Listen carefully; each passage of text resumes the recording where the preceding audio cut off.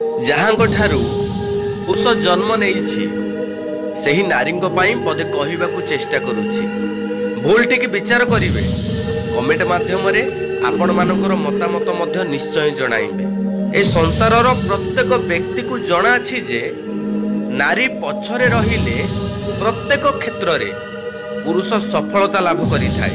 ନାରୀ ପଛରେ ପଡ଼ିଲେ ପୁରୁଷ ପ୍ରତ୍ୟେକ କ୍ଷେତ୍ରରେ ବର୍ବାଦ ହେଇଯାଇଥାଏ। ବେଦଶାସ୍ତ୍ରରେ ଲେଖା ଅଛି, ଯେଉଁ ପୁରୁଷ ନାରୀକୁ କନ୍ଦେଇ ଥାଏ ସେ କେବେ ବି ଶାନ୍ତିରେ ରହିନଥାଏ। ମା ଯଦି ଅଶାନ୍ତି ହୁଏ ନା, ପରିବାରରେ କେବେ ଶାନ୍ତି ଆସେ ନାହିଁ। ଯେପରିକି ପ୍ରତ୍ୟେକ ଗ୍ରାମରେ ଦେଖିଥିବେ ଗ୍ରାମ ଦେବୀ ପ୍ରଥମେ ପୂଜା ପାଇଥାନ୍ତି। ଠିକ୍ ସେହିପରି ପ୍ରତ୍ୟେକ ପୁରୁଷ ପଛରେ ଗୋଟେ ମାର ହାତ ଥାଏ।